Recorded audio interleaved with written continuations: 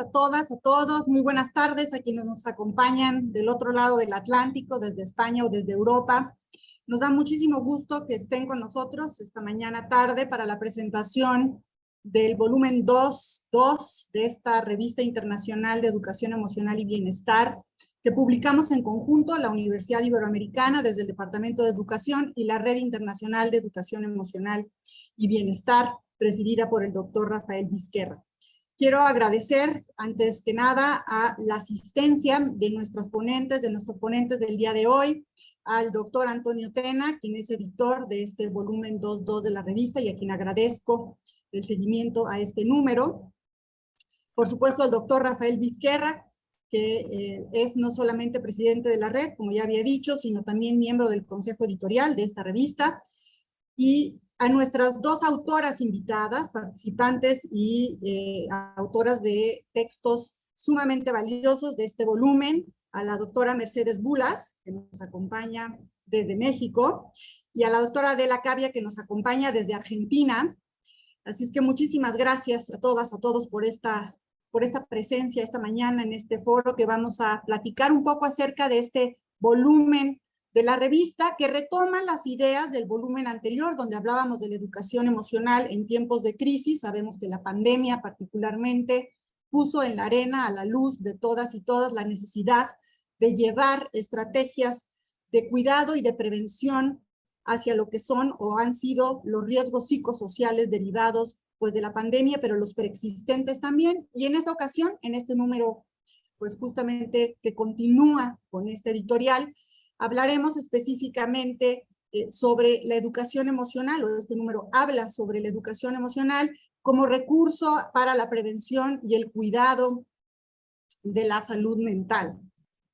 Esta mañana también nos va a acompañar la doctora Hilda Patiño, quien también es autora de un artículo en este volumen 2.2. Y sin más, pues yo quisiera darle la palabra al doctor Tena, quien es editor de este volumen, para que nos platique un poco acerca de los textos, un poco acerca del propósito de este volumen, para que empecemos con el diálogo esta mañana. Muchas gracias. Toño, te dejo la palabra. Gracias, muy buenos días o muy buenas tardes. Gracias, Ximena, gracias por esta introducción y de verdad gracias a Luna. Comentábamos antes de que dieran acceso a las personas que hoy nos acompañan, que sean muy bienvenidas y bienvenidos todos y todas. Lo amigable que me parece el formato. La verdad es que es visualmente muy agradable la lectura, invita a la lectura. Los que añoramos un poco el papel, créanme que no extrañamos en este número, en este volumen tan amigable, tan accesible a la vista, que nos permita el poder meternos, disfrutar, que es un poco lo que digo en la editorial. Siéntense y disfruten este volumen, porque la verdad está como si fuera muy apetitoso, muy agradable. Entonces, de verdad, muchas felicidades y muy agradecido por haberme invitado para participar escribiendo la editorial. La verdad es que es un tema, bueno, un tema que a todos nos ha tocado de alguna u otra manera, esta situación del cuidado del bienestar y la salud mental. Hemos platicado cómo en nuestros lugares de trabajo, en nuestras familias, en nuestras comunidades, pues se ha incrementado. Yo lo digo de manera a veces hasta textual, que cuando antes estaban un poco tristes, ahora la gente está deprimida, y cuando antes estaba un poco deprimida, pues ahora ya ha empezado con cierta ideación suicida o con ciertos problemas que se han agravado. Y si alguien estaba un poquito preocupado, ahora está ansioso, y si alguien estaba ansioso ya hablamos más de una crisis generalizada de ansiedad o de un trastorno del estado de ánimo. La verdad es que ha sido increíble cómo ante situaciones de vulnerabilidad psicosocial pues ha habido este incremento notable, no nada más en la profundidad de ciertos síntomas, sino en la pérdida de esta situación de bienestar emocional. Y la verdad que qué bueno que nos damos a la tarea en este número de poder platicar de esto, porque sin lugar a dudas que la pandemia de COVID-19 pues es una crisis humanitaria, socioeconómica y por supuesto emocional, que excede lo sanitario exclusivamente. Esta pandemia de COVID nos ha afectado a todos, personas, familias, comunidades, sociedades, ¿sí? Ha repercutido en todas las generaciones, incluso, me atrevería a decir, en las que no han nacido, hay repercusiones. De hecho, no podemos solamente decir que esto influye o tiene que ser atendido por el personal médico del primer nivel. Eso sería un gran error, craso error, porque sin lugar a dudas que los profesionales, los profesionistas tenemos que dar una respuesta amplia y constante que garantice este bienestar social, ¿sí? Estimar el impacto que ha tenido la pandemia en la salud mental, sin lugar a dudas que es difícil. Sobre todo en Latinoamérica, donde muchas veces nos hacen falta ciertas estadísticas de cómo está la salud mental. La verdad es que si lo vemos en términos del Producto Interno Bruto que se dedica para atender la salud mental, pues es muy bajo. Y si partimos de que cómo ha incrementado, pues necesitaremos tener un punto de contraste, que no lo tenemos, porque sin lugar a dudas, a lo mejor ahorita hemos estado más preocupados por evaluar ciertos procesos de bienestar, ciertos procesos de salud mental, pero quizá no tenemos esa situación de contraste o comparación.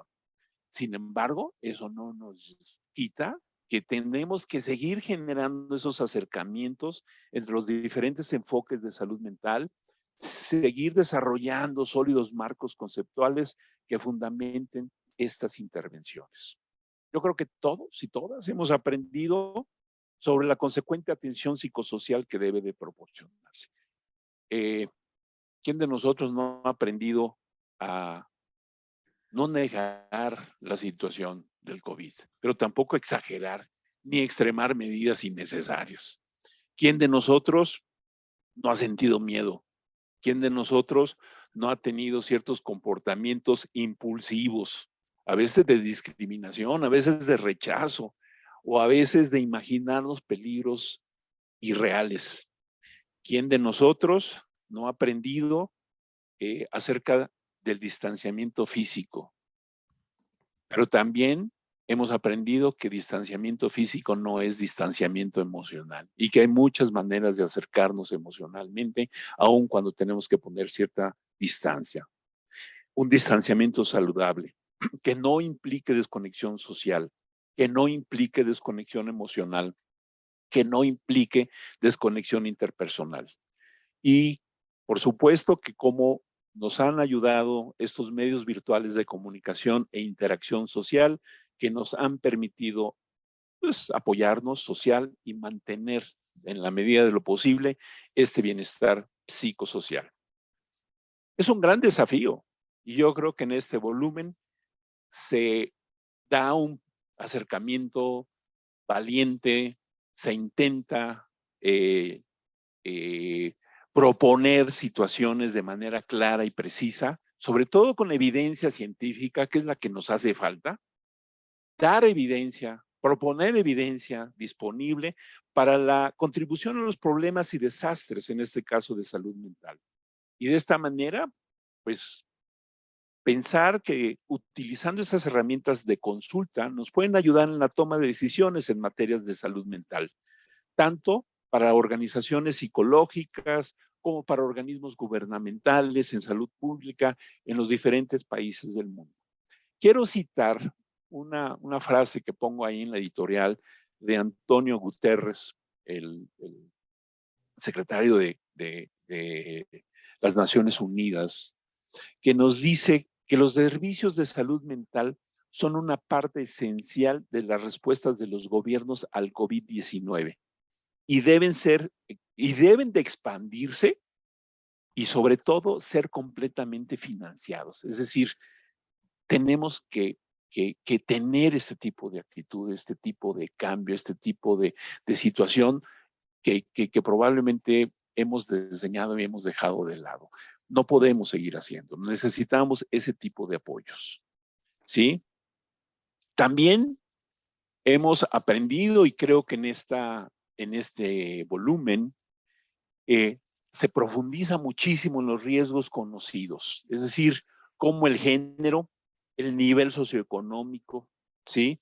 Experiencias personales de depresión, ansiedad, ambas, dificultades económicas, ¿sí? El cuidado de los menores en casa, altos niveles de desempleo, la deuda económica, o ciertos eventos graves de inseguridad alimentaria en el hogar, de pobreza extrema. En pocas palabras, los impactos emocionales pueden ser mucho más prolongados que los sanitarios y los socioeconómicos. Y eso nos invita, nos lleva a que tenemos que atender esta gran demanda de estos impactos emocionales si queremos procurar el bienestar de nuestra sociedad. Nos hemos dado cuenta y en estos diferentes capítulos y artículos que se proponen, como en México, en Latinoamérica, ¿sí? No estamos suficientemente preparados para mitigar este impacto emocional de la pandemia, ¿sí? Hemos visto, se destacan la debilidad de los sistemas de atención primaria en salud mental y la ausencia de una estrategia de acción amplia e integrada, ¿sí? Desafortunadamente, la salud mental y el bienestar emocional han sido alterados a causa de la pandemia, ¿sí? Y no ha sido nada más esta cuestión de los meses de confinamiento que hemos pasado y que volvemos a vivir en una tercera, cuarta, quinta, o no sé si en algunos ya hasta sexta ola, ¿no? Eh, con noticias que nos abordan en cada momento y con situaciones realmente dramáticas. Es decir, lo que sí hemos visto es que este futuro incierto ha creado un clima proclive al pesimismo. De ahí la importancia que en el presente volumen tenemos de explorar estrategias que favorezcan la educación emocional y el cuidado del bienestar y la salud mental. Estos artículos nos invitan, nos llevan, nos ayudan a la reflexión y nos dan datos empíricos, nos dan propuestas, talleres, estrategias, evaluaciones, ¿sí? Y remarcan la importancia. Perdón, como se darán cuenta, estoy en la universidad y pasan algunos alumnos. Ya estamos aquí en plena. Perdón por el ruido exterior. Esto nos lleva, pues, que requerimos entonces de esta capacitación específica, de esta conformación de equipos técnicos, ¿sí? Que nos ayuden al cuidado de la propia salud, al cuidado de los agentes y profesionales involucrados en estas tareas, ¿sí? Tenemos que seguir. Tenemos que continuar desplegando acciones de monitoreo, de observación, de investigación del comportamiento individual y social frente a esta situación específica, para recabar aquellos datos esenciales que nos permitan tomar las mejores decisiones. En síntesis, el gran desafío sigue siendo incorporar en forma clara y precisa toda la evidencia científica disponible para la contribución en los problemas y desastres en salud. Esperamos seguir utilizando estas herramientas de consulta para la toma de decisiones en materias de salud mental por las diferentes organizaciones, por los diferentes organismos gubernamentales en salud pública. Pero primero es necesario comprender las emociones en una condición de normalidad. De esta manera se puede comprender su funcionamiento y distinguir entre la experiencia emocional saludable de la patológica. Es decir, tenemos que seguir proponiendo un enfoque salutogénico y no psicopatogénico. Ello nos lleva a que tengamos que recurrir a profesionales competentes, a instituciones que nos representen para hacer más eficaz las medidas que se puedan implementar. Insistir en la necesidad de abordar la salud en los planos físico, biológico, emocional y psicológico, es decir, desde todas las aristas, para que de esta manera podamos hacer intervenciones profesionales en salud mental con planes mucho mejor desarrollados. De verdad que es un gusto este número de la Revista Internacional de Educación Emocional y Bienestar, volumen 2, que se orientó hacia el uso preventivo de la educación emocional en el cuidado del bienestar y de la salud mental. Se presentaron 6 investigaciones que dan cuenta de la importancia de ejercitar las competencias socioemocionales para hacer frente a situaciones de adversidad o a los cambios que exigen contextos en donde se advierte la incertidumbre o la inseguridad. ¿Sí? Pues qué bueno que hoy nos acompañan, porque tenemos que seguir animando a nuestros lectores a que puedan leer, a incorporarse en estos diferentes artículos del volumen que ofrecen una visión de vanguardia, que presentan perspectivas optimistas con énfasis en la educación emocional, en el cuidado del bienestar y la salud mental. De esta manera, resulta primordial que la salud individual y colectiva deba abordarse integralmente, es decir, en todas sus dimensiones, y no particularizarla ni de tratar de que nosotros o psicólogos o pedagogos o sociólogos tenemos la verdad absoluta. Tenemos que seguir trabajando de una manera mucho más conjunta, de una manera más interdepartamental. De mi parte es todo. Presentamos y los invito a seguir leyendo, y de verdad me felicito a las personas, a las autoras, autores que colaboraron en este número y a las personas que se hicieron cargo del proceso editorial. Enhorabuena, felicidades, muchas gracias. Muchísimas gracias, doctor Tena. Pues es una visión pues muy importante, muy interesante, y por eso lo invitamos como el escritor de la editorial de este ejemplar. El doctor Tena es el director de la Clínica de Bienestar Universitario de aquí de la Universidad Iberoamericana, y pues tiene gran experiencia acompañando pues a nuestros estudiantes y a nuestros colegas en procesos tan difíciles, sobre todo ahora en pandemia, ¿no? Y bueno, pues sí, parece que nuestra revista, que empezó a idearse por ahí de 2019, pues sabía el equipo a dónde íbamos en estos tiempos tan difíciles. Ya la educación emocional ya era tema de conversación importante, pero sin lugar a dudas, pues después de la aparición del COVID en nuestras vidas, pues se le dio muchísima más relevancia.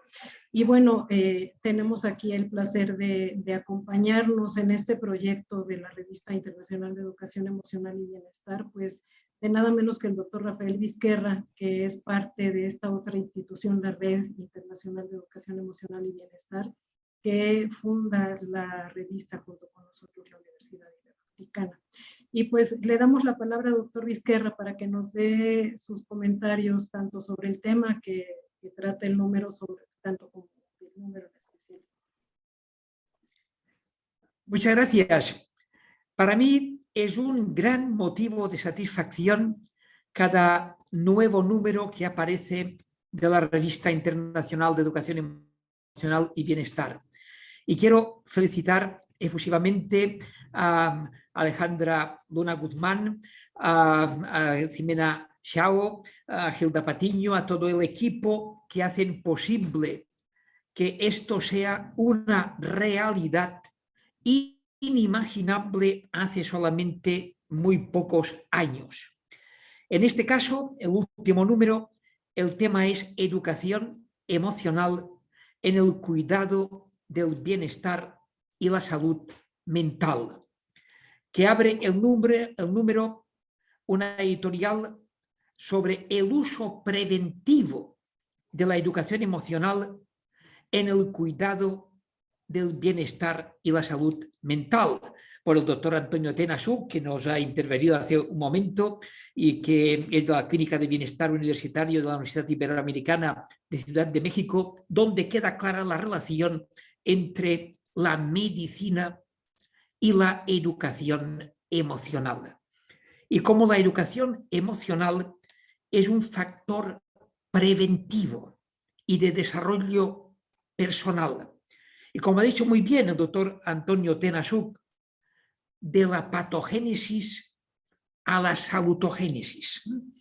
Esto es lo que se propone la educación emocional. Ser una intervención proactiva que se anticipa al problema con carácter preventivo para el desarrollo de competencias. Y en este número hay una serie de artículos muy interesantes, algunos de los cuales se van a presentar a continuación. Hay el estudio exploratorio de las competencias emocionales, la promoción de competencias socioemocionales, la educación emocional, resiliencia y alta vulnerabilidad, la violencia escolar, las competencias emocionales para la toma responsable de decisiones, educar emociones desde la familia, son temas que solamente el título ya nos anima a conocerlo, a saber más y a difundirlo. Yo tengo que animar a las personas a que contribuyan a la difusión de esta revista porque es una innovación importante para la educación de cualquier nivel educativo, infantil, primaria, secundaria, universitaria, formación en las organizaciones, formación en las familias y por lo tanto es un factor de mejora social en general. ¿Y por qué es importante la educación emocional en el cuidado del bienestar y la salud mental? Permítanme unas simples reflexiones. La educación emocional tiene como objetivo final el desarrollo del bienestar. En las emociones, insisto, está lo mejor y lo peor de nuestra vida. Porque en las emociones está el miedo, ansiedad, angustia, ira, rabia, enojo, odio, tristeza, depresión, pesadumbre, pena, duelo, etc. Pero en las emociones no hemos de olvidar que está lo mejor de nuestras vidas, que son las alegrías, el amor, la compasión, la empatía, el bienestar, la satisfacción, la plenitud, la armonía, el equilibrio, la felicidad. Y que en gran medida la pandemia ha puesto de manifiesto que ha aumentado de forma espectacular los índices de ansiedad, estrés, depresión, trastorno obsesivo compulsivo, etc. Y que esto no se ha debido a problemas biológicos innatos, sino a los efectos del entorno que hemos vivido en los 2 últimos años. En la ciencia hay 2 grandes enfoques. Uno es el enfoque biológico, donde las causas son innatas de carácter genético, y otro enfoque donde las causas son adquiridas y por tanto debidas al ambiente, donde la educación juega un papel muy importante. En mi modesta opinión, estos 2 enfoques pueden reconciliarse perfectamente desde una perspectiva interaccionista. Pero en esta interacción entre aspectos biológicos y aspectos adquiridos, donde el ambiente juega un papel muy importante, dentro de este ambiente hemos de otorgar la importancia que merece a la educación. Educación no es solamente escolarización.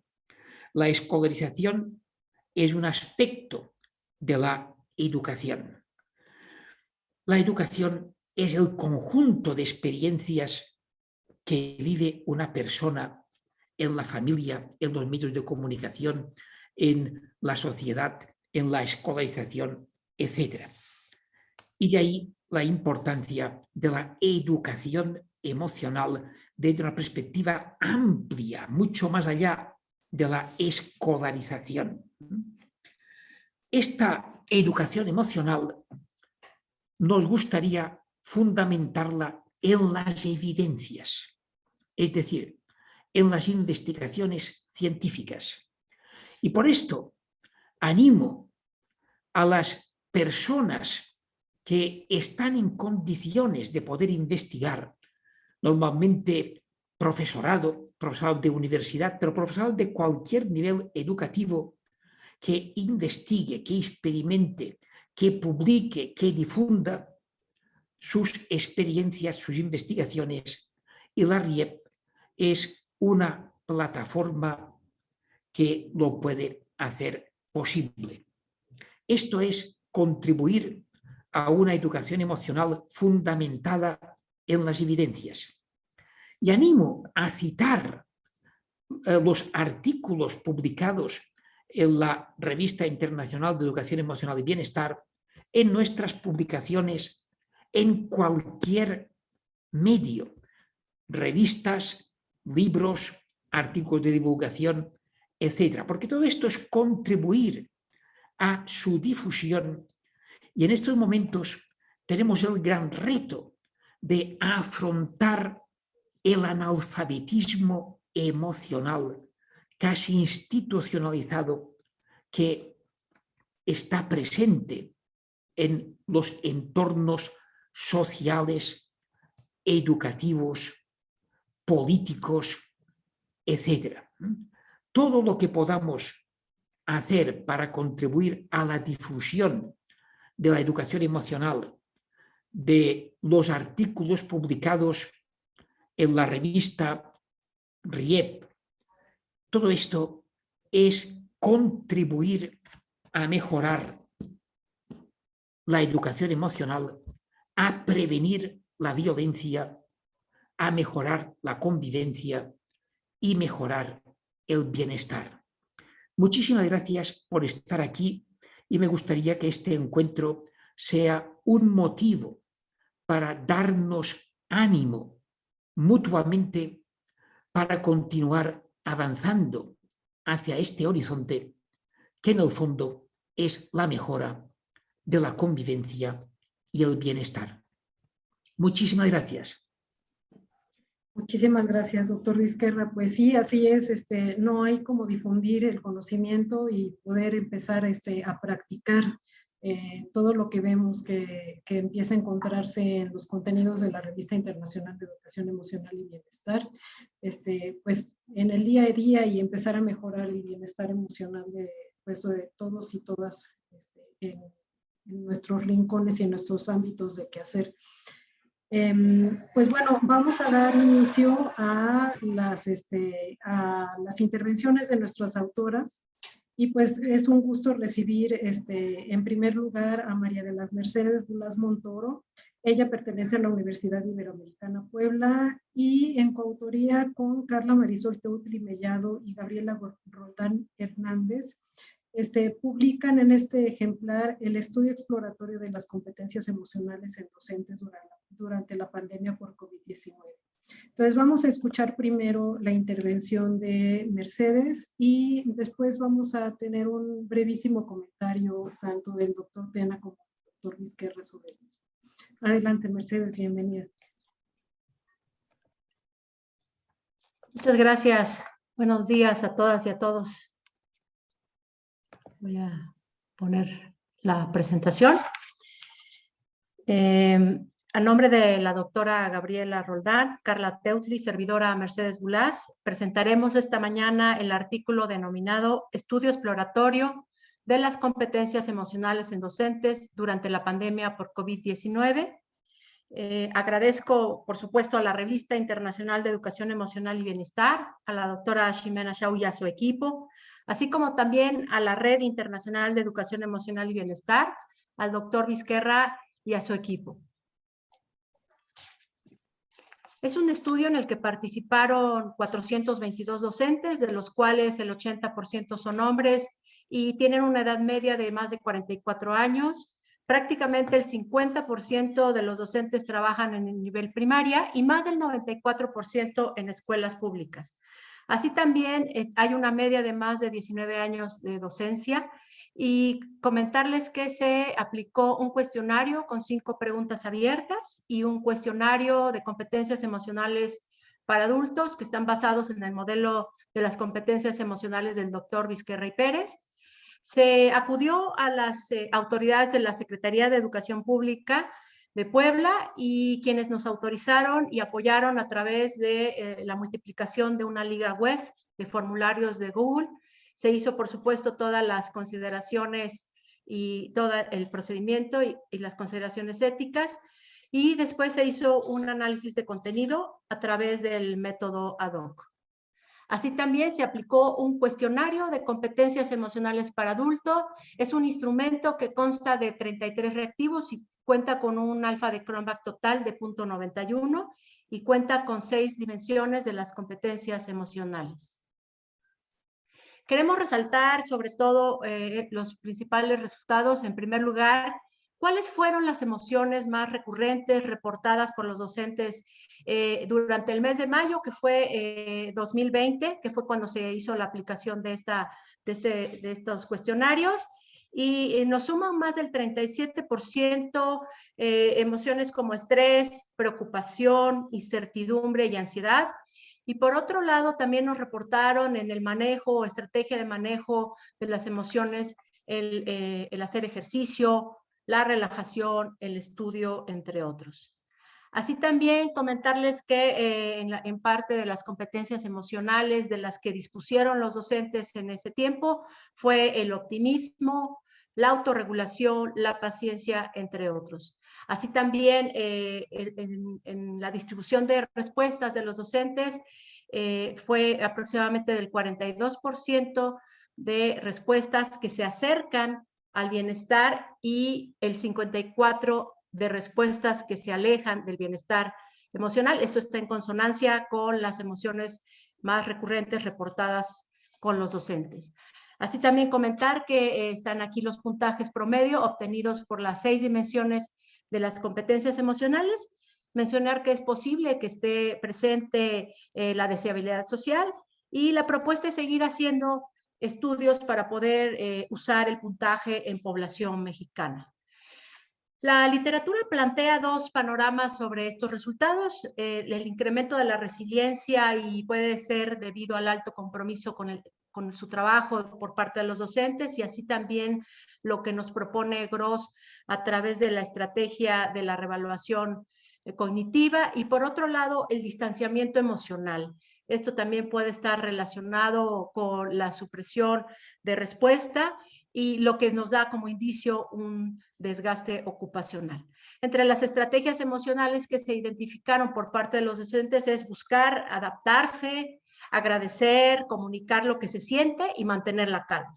Autorreconocer su trabajo y un elemento a destacar es buscar y dar apoyo social. Se sugiere seguir realizando estudios sobre las emociones en los docentes y por supuesto que la intervención en la esfera emocional del docente no solo sean las capacitaciones en el ámbito emocional, sino como ya lo ha dicho el doctor Vizquerra en muchas ocasiones, la educación emocional debe estar presente durante toda la vida y en la parte, digamos, de los docentes, por lo menos en la malla curricular, desde ahí debe de estar presente. Los docentes mexicanos reportan la necesidad de estar acompañados, escuchados y reconocidos por sus autoridades competentes.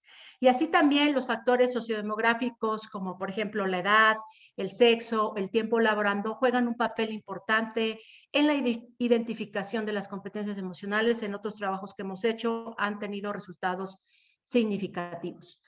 Algunas de las recomendaciones como sociedad y bueno, en este caso como la población que trabajamos que fue docentes, pues sí, fomentar y desarrollar las competencias emocionales en todo momento, durante toda nuestra vida, cultivar dinámicas relacionales sanas, ¿no? Desde el autocuidado, las relaciones con la familia, con los amigos, aprender a trabajar colectivamente y el desarrollar otras habilidades de afrontamiento. Se debe priorizar el desarrollo humano y debemos sentirnos como docentes acompañados y acompañar a los padres de familia, a los estudiantes en la capacitación, pero además en todo el proceso de la educación emocional.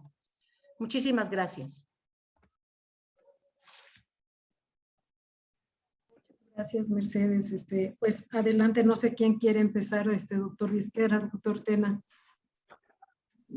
Un breve comentario nada más que me salta a la vista, que es qué importante de verdad hablar de regulación emocional. A veces creemos que las emociones, y bien lo señalas, estrés, preocupación, incertidumbre, son emociones negativas y a veces les tenemos miedo a las emociones negativas, como si fueran malas, o sea, y hay que entender que las emociones son situaciones que nos llevan a la adaptación. No son buenas ni malas, son respuestas adaptativas funcionales y son respuestas que a veces tenemos en esta relación con nuestro medio ambiente. La manera como las regulamos es donde pueden ser adaptativas o no. Y yo creo que precisamente esta investigación se centra en eso, ¿no? Cómo favorecer esas competencias emocionales en los docentes que nos permitan, pues eso, ser más funcionales y adaptativos. Y yo creo que pues se enfatiza esta situación de favorecer la regulación de las emociones. Y en primer lugar, hay que reconocerlas, hay que entenderlas y hay que ver que sí, podemos estar estresados, preocupados, con incertidumbre, con miedos, con temores, pero eso no es malo. Tenemos que aprender a manejarlo y tenemos que adaptarnos y favorecer una situación de más optimismo, de más funcionalidad y adaptación. Pero eso es parte de la comprensión. Una cosa es reconocerlas para después regularlas y tener una respuesta más funcional y adaptativa. Y yo creo que en ese sentido, pues es un trabajo importantísimo por todos y cada uno de nosotros en lo que podemos hacer para favorecer el bienestar. Muchas gracias. Muchas gracias, doctor Tena. Doctor Vizquerra, su comentario. No lo escuchamos. Sí, yo insistiendo con lo que acaba de comentar el doctor Antonio Tena, considero oportuno insistir en que en ciencia, cuando se habla de positivo y negativo, no estamos hablando de bueno o malo. Afortunadamente, la pandemia nos ha ayudado a entender la terminología científica y durante el tiempo del confinamiento teníamos todos los días en las portadas de los principales periódicos cuál era la nueva incidencia de casos positivos del COVID. Hoy se han producido 9.742 nuevos casos positivos. ¿Qué significaba o qué significa nuevos casos positivos? Significa presencia de la enfermedad. Y por lo tanto, no es algo bueno. Si nos hacemos un análisis clínico, lo que queremos es que los resultados sean negativos, porque es cuando hay ausencia de enfermedad. Esto creo que forma parte de la educación. Y dentro de la educación, uno de los objetivos es enseñar a la sociedad el significado de las palabras. Y entonces, en ciencia, cuando hablamos de positivo, nos referimos a presencia de algo y a negativo, ausencia de este algo. De esta forma, en electricidad o en electromagnetismo, nadie piensa que un polo es el bueno y el otro es el malo, pero sí que uno es el positivo y otro es el negativo. Y esto pasa en las emociones. Las emociones positivas son las que tienen presencia de bienestar y las emociones negativas son las que tienen ausencia de bienestar. Pero esto no significa que sean malas. Emociones como el miedo son muy buenas y necesarias porque nos ayudan a adoptar un comportamiento que aumente las probabilidades de supervivencia. Y creo que esto de vez en cuando merece la pena insistirlo para evitar malos entendidos que todavía circulan cuando hablamos de emociones. Y en el artículo de Mercedes Bulas se observa que la mayoría de las emociones son negativas. He querido ver solamente alegría y en un porcentaje relativamente bajo, y satisfacción, que es la que tiene el porcentaje más bajo. Yo felicito a Mercedes Bulas y el equipo por su excelente artículo y me permito preguntarle de todo esto, porque esto es lo que realmente me importa, resumiendo las recomendaciones que podemos hacer para la práctica a partir de toda la experiencia. Mercedes, ¿cuáles son las recomendaciones que podríais hacernos para contribuir a su difusión para mejorar la educación emocional? Muchas gracias, doctor.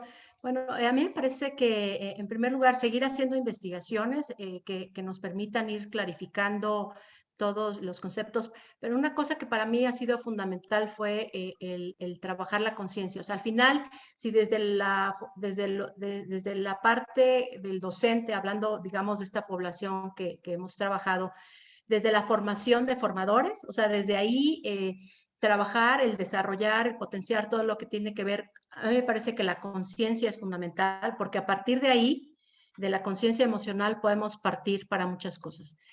Trabajar con los docentes y también con estos elementos, con estos resultados y trabajos de investigación que el de nosotras, pero también el muchos, pueden ser base para que ante nuestras instancias gubernamentales plantear la necesidad también de hacer políticas públicas en el tema que tiene que ver con la importancia de la educación emocional y de ahí partir, porque los docentes a mí me parece que son los agentes de cambio.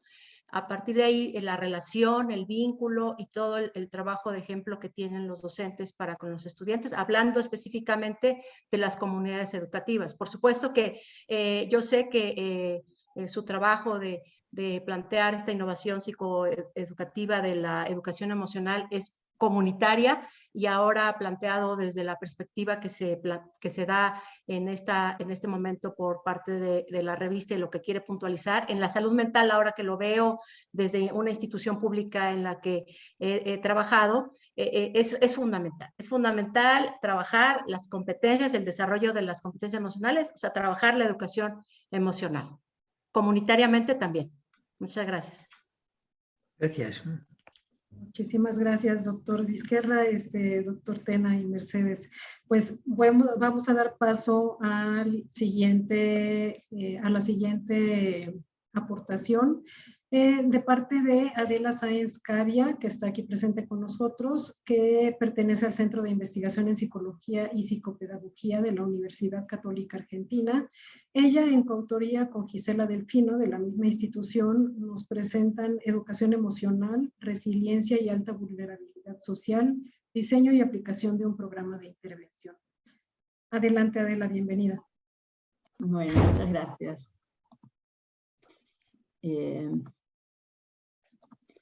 Bueno, como decías el título, digamos, nuestra presentación tiene que ver con el diseño y aplicación de un programa de intervención concreto que fue realizado pre-pandemia en realidad, pero ahora les voy a contar todo lo que pasó. En realidad sabemos, y todos los que están acá seguramente saben, que hay mucha evidencia de la aplicación del desarrollo de competencias socioemocionales en niños, niñas, adolescentes, y sobre todo en el ámbito de la educación formal, también en el profesorado. Y un poco la sensación que tenemos de la investigación que hemos hecho es que la mayoría de las personas que han participado de estos programas están en niveles socioeconómicos medios y medios altos. En este programa que diseñamos, justamente está enfocado en personas que viven en espacios de extrema vulnerabilidad social y en espacios de educación no formal. ¿Y por qué lo hicimos? Porque detectamos, y ojalá hubiera mucho más, a lo mejor no está publicado, escasa evidencia de trabajos de educación emocional y competencias socioemocionales en estos públicos. El contexto en el cual llevamos a cabo el programa, que como dije fue llevado a cabo inicialmente pre-pandemia, es este contexto de vulnerabilidad social que, según datos del Observatorio Social de la Deuda Social de la Universidad Católica, en la Argentina entre un 47 y un 60% de la niñez vive en espacios de alta vulnerabilidad social y en asentamientos o villas, que es como llamamos a los espacios en los que habita en general este tipo de personas.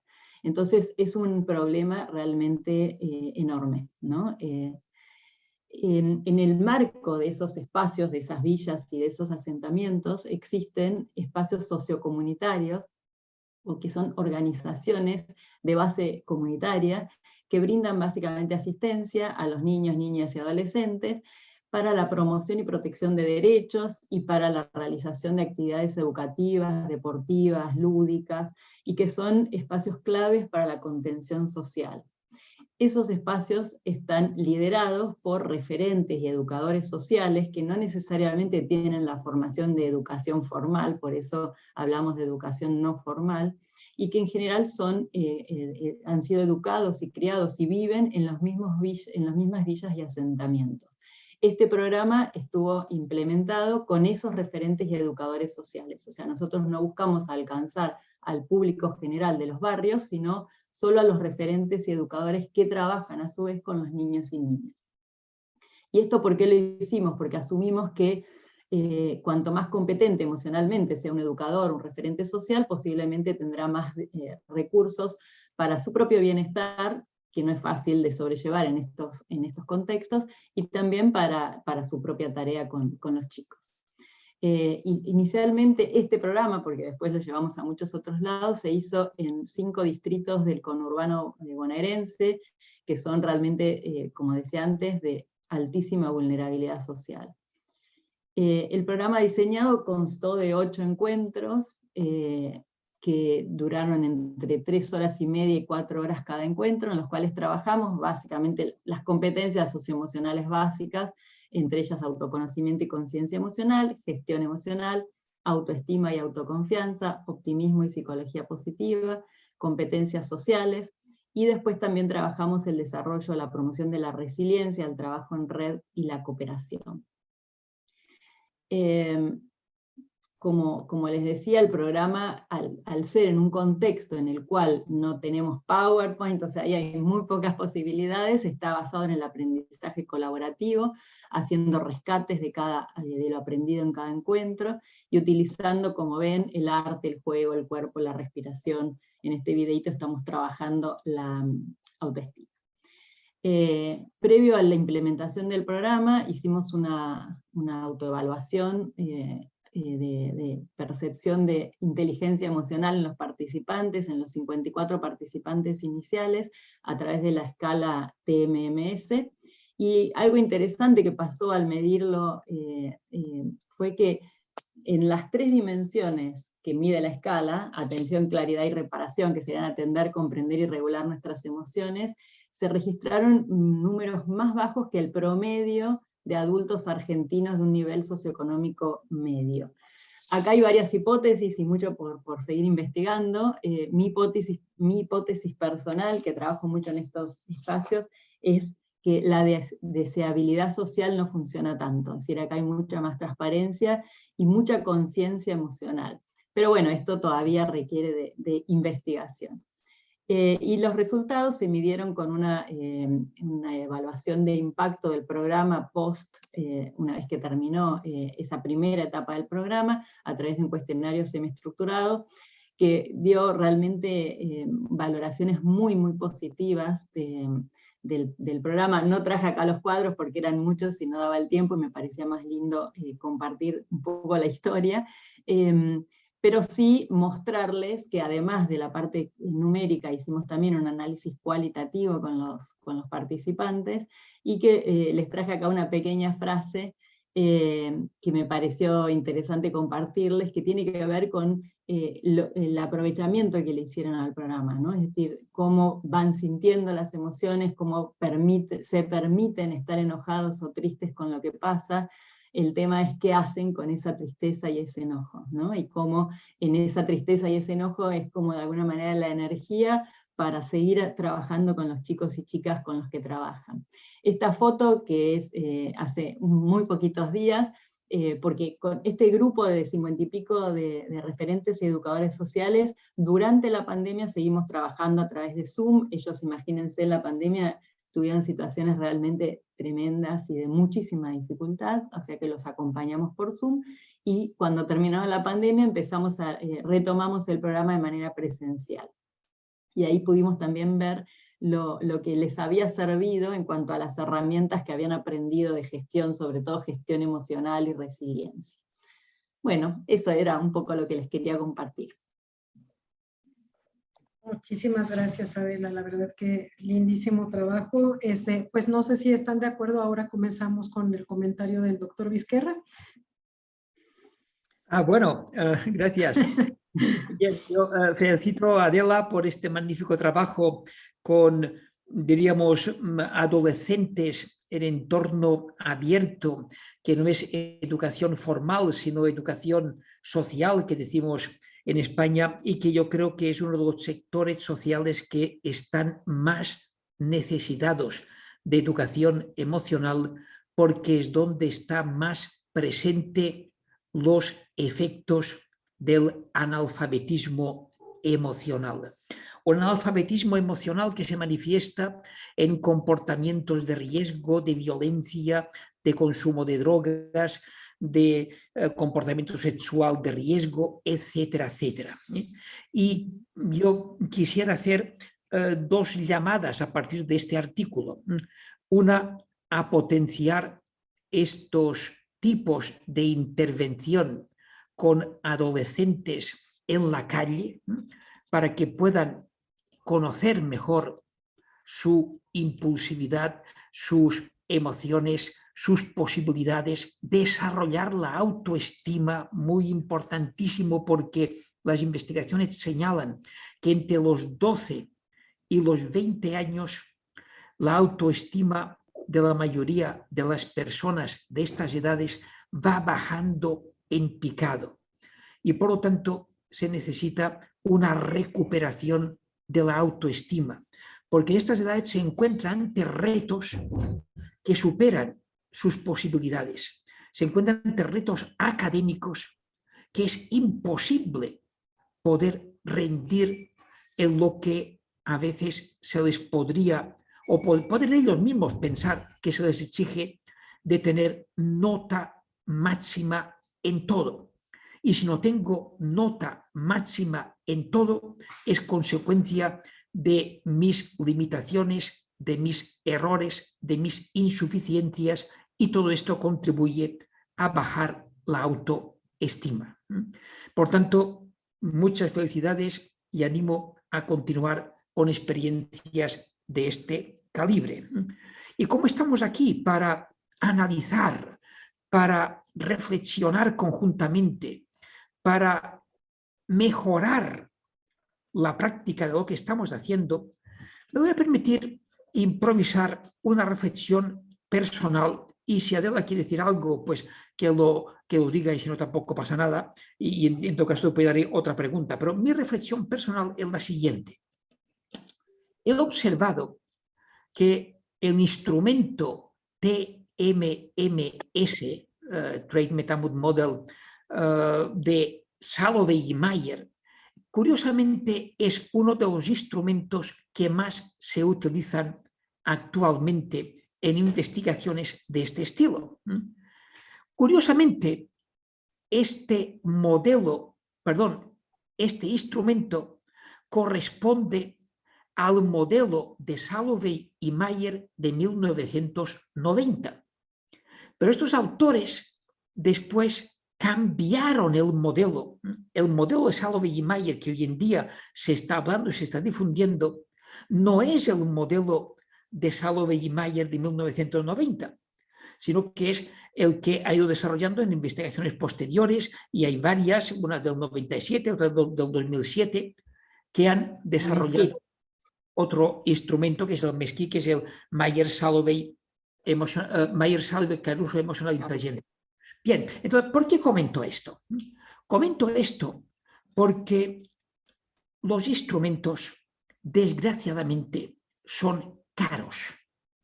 Y los investigadores necesitan poder tener instrumentos de calidad a un precio razonable, que sería coste cero, como el TMMS actualmente.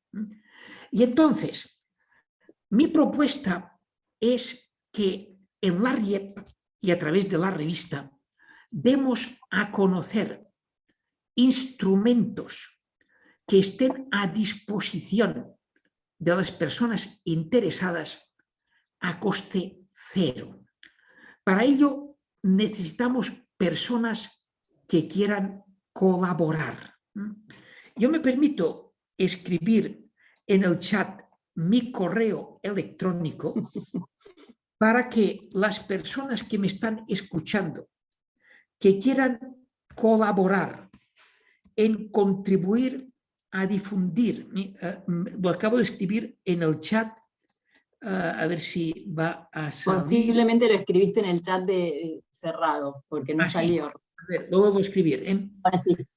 Sí, y entonces yo simplemente invito a las personas que estáis escuchando, que estáis investigando, que queráis colaborar a un proyecto de la RIEP para poner instrumentos actualizados de alta fiabilidad, validez y sensibilidad, que es otro aspecto muy importante y que a veces tampoco se habla y que creo que hay que contribuir a comentarlo, a poner estos instrumentos a disposición de las personas de investigación. Porque hemos de tener presente que de los instrumentos de medición hay de dos categorías. Uno son instrumentos que están comercializados y por tanto hay que pagarlos y adquirirlos a través de las editoriales y distribuidoras, donde en castellano la más importante todos sabemos que es TEA. Pero además de estos, hay instrumentos de investigación que están publicados en revistas científicas, donde el problema es localizarlos. Yo he dedicado pues como unos 30 años a recopilar más de 450 instrumentos que lo que no tengo es tiempo de hacer el trabajo para ponerlos a disposición de las personas investigadoras que les pueda interesar. Y necesitamos por esto un equipo de colaboradores para distribuirnos el trabajo y poder colgar estos instrumentos en la web de la RIEP y en la medida de lo posible darlos a conocer a través de la revista. Pero pasa, y esto me parece importante para los que se dedican a la investigación, que muchos de estos instrumentos, como el TMMS, por ejemplo, utilizan escalas Likert inferiores a 7 puntos. Y las investigaciones han demostrado que en un programa, en el mejor de los casos, podemos aspirar a una mejora tal vez del 10%. Para poder detectar una mejora del 10% significa que el instrumento debe poder detectar, debe tener sensibilidad para detectar un 10% en el mejor de los casos. ¿Qué significa esto? Que solamente un instrumento que utilice escalas Likert de 0 a 10, lo cual significa de 11 puntos, y que con este instrumento podemos detectar hasta un 9% de cambio, van a ser instrumentos sensibles. Porque si no, lo que nos podemos encontrar es con un gran esfuerzo en aplicar un programa y seamos realistas, al final no detectamos cambios entre el pretest y el posttest, porque el instrumento que utilizamos, siendo de alta validez y fiabilidad, no tiene la sensibilidad para detectar cambios entre el pretest y el posttest. Por esto yo animo a las personas que investiguen sobre los temas que estamos hablando, educación emocional, que siempre que sea posible procuren utilizar instrumentos con escalas de 11 puntos, es decir, de 0 a 10.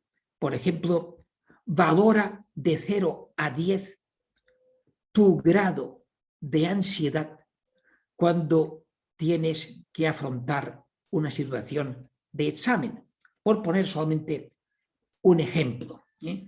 Y esto significa que hay un enorme trabajo para adaptar instrumentos que están en inglés, muchas veces con escalas inferiores a 10, adaptarlas a la lengua castellana o española y utilizar escalas de 11 puntos, 0 y 10 incluidos.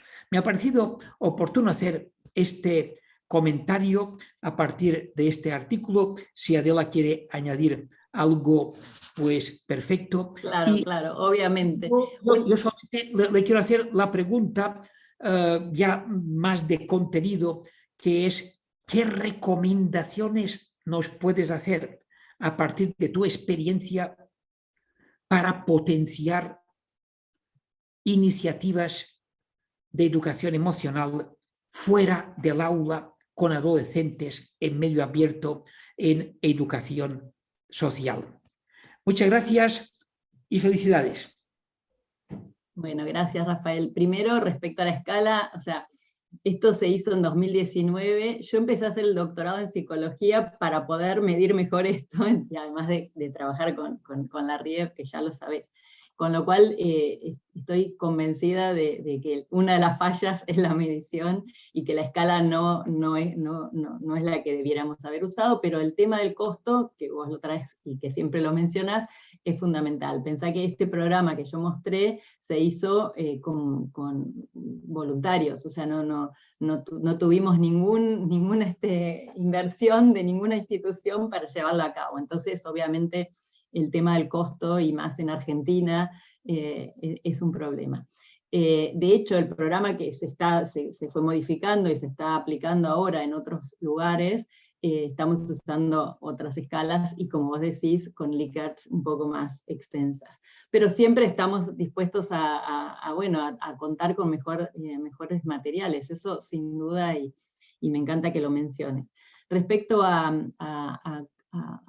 digamos, los aprendizajes y las recomendaciones, creo que un poco como decía Mercedes, ¿no? Esto de seguir sensibilizando, que es una palabra que vos, Rafael, usas mucho y que me parece clave en estos públicos en los que yo trabajo en empresas, pero en este caso el trabajo es en estos públicos de alta vulnerabilidad social. La sensibilización es fundamental porque las personas están mucho más en riesgo, como vos mencionaste, entonces es clave. Y creo que la sensibilización empieza por la política, ¿no? Como decía Mercedes, me parece que sensibilizar a los niveles políticos de la necesidad de implementar estos programas no solo en los ámbitos educativos formales es clave. De hecho, es parte de mi trabajo acá, y hace ya casi 2 años que en la Ciudad de Buenos Aires, financiado por el gobierno de la Ciudad de Buenos Aires, estamos haciendo un programa con referentes sociales de los barrios populares de la Ciudad de Buenos Aires, y eso sí está financiado por el gobierno de la ciudad. Entonces, me parece que el camino es por ahí. Es lento, es largo, y además cada vez que cambia el signo del gobierno, seguramente hay que empezar a construir, pero me parece que en la medida en que podemos mostrar resultados, bueno, esto sucede, ¿no? Muchas gracias, Adela. Yo quiero insistir en que en la RIEP tenemos instrumentos que están a vuestra disposición, y tenemos instrumentos para aquellas personas que queráis realizar la adaptación a la lengua española utilizando escalas de 0 a 10.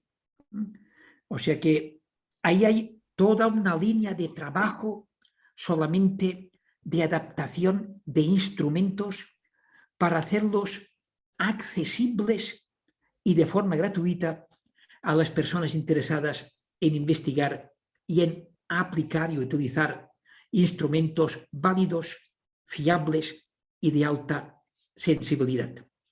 Gracias. Muchísimas gracias, doctor Vizquerra. Qué excelente iniciativa, la verdad, para poder hacer esta democratización también de la investigación y del conocimiento. Y pues adelante, doctor Tena, con su comentario del texto. Muchas gracias, muchas gracias. Yo sí quiero felicitar a Adela, a Cavia y a las personas que trabajaron en este artículo. Y yo lo resumiría mi comentario de la siguiente manera. Es que no hay de otra. O sea, no nos queda de otra. Cuando tenemos esos porcentajes tan brutales de 47 o 60% de pobreza o indigencia en niños de 0 a 17 años, no podemos pensar que si se requiere algún tipo de intervención emocional, tenemos que recurrir, o de salud mental, tenemos que recurrir a situaciones gubernamentales, o tenemos que recurrir al modelo de atención piramidal que nos hemos creado en salud mental, que es la psiquiatría, la psicología, la psicoterapia. ¿Por qué? Pues porque los datos nos dicen que en el mejor de los casos en países de pobreza o en vías de desarrollo incluso, pues vamos a tener un psiquiatra por cada 100,000 habitantes, de 4 a 5 psicólogos o psicoterapeutas por cada 100,000 habitantes. Entonces, pues nunca vamos a llegar. La manera es esta, Adela, sin duda. Es decir, tenemos que seguir trabajando con educadores sociales, tenemos que seguir trabajando, llamémosle líderes comunitarios, gestores, promotores, no sé, el término que quieran, pero creo que esa es la manera. Es decir, tenemos que generar esos cuadros y multiplicar esas posibilidades con esas intervenciones. Qué bueno que hablan de intervenciones. A veces nos vamos un poco más y decimos procesos psicológicos, psicoterapéuticos, intervenciones. Yo creo que de eso se trata, que realmente tratemos de generar esas situaciones de educación emocional, de resiliencia, de facilitar estos procesos en estas comunidades terriblemente marginadas y relegadas. También un comentario con respecto a estos 8 encuentros durante estas 3 horas me parece fundamental. Creo que la deseabilidad social, que tiene que ver también con una situación cultural. A mí me parecería también una situación de mucho enojo, ¿no? De mucha reactividad. Es decir, no solamente no estoy de acuerdo con lo que me dicen, sino que podría estar en contra de lo que me dicen, porque en esa situación me encuentro. Entonces hay como esa situación de muchísimo enojo, de muchísima frustración. Y por último, que habría que evaluarla, que habría que realmente medirla para salir de dudas. Pero también me parece que si bien rescato, me parece sensacional la propuesta del doctor Vizquerra de seguir contando con estos instrumentos cuantitativos, también me parece que tenemos que seguir buscando otras estrategias. Y me parece que en este sentido, meternos a historias de vida con procesos de investigación cualitativos podrían ser de una riqueza extraordinaria. Y en general, cuando tenemos otras maneras de evaluación, otras formas de continuar el proceso, creo que la investigación cualitativa nos va a tratar de va a poder profundizar, va a poder darnos ciertas explicaciones, no nada más de los cuántos, sino de los qués o de los cómo. Y de esta manera, pues podemos seguir avanzando en este proceso de investigación. Enhorabuena, Adela. Felicidades. Gracias. Sí, y lo que dice, una cosita, lo que dice de las historias de vida me parece fundamental, porque la verdad es que en estos procesos nos hemos encontrado con historias de vida que son realmente impresionantes y modelos para todos. O sea, yo siempre digo que en este proyecto la que más ha cambiado y la que más ha aprendido he sido yo. Así que, Sin duda. porque ellos son enormes maestros también, ¿no? De lo emocional. Gracias. Claro que sí, pues ya entrados en eso, pues mejor hacemos investigación mixta, ¿no? Y ya cubrimos todos los ángulos. Bueno, pues vamos a seguir adelante con esta presentación que está siendo tan valiosa. Y pues a continuación vamos a tener la presentación de Hilda Patiño, que es nuestra directora del Departamento de Educación, que nos va a hablar de dos textos diferentes que hizo en coautoría con dos de sus alumnos por diferente parte, ¿no?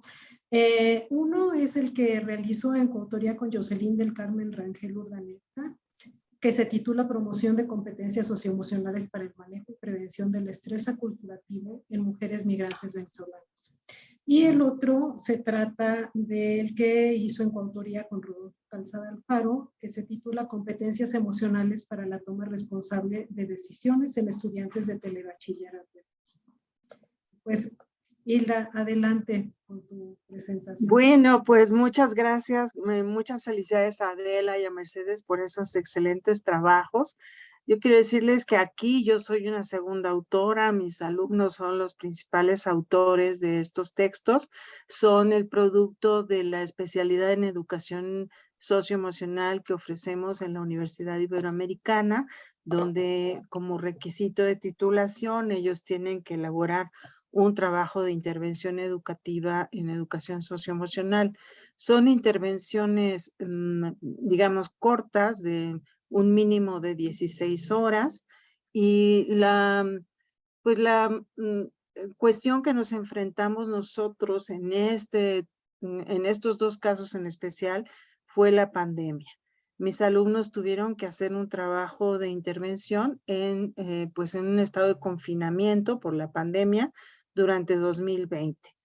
Y entonces se las ingeniaron de una manera muy creativa para conectarse con la población a la que ellos se dirigieron a través de las redes sociales, a través del Zoom y pues otros medios como el WhatsApp y el correo electrónico.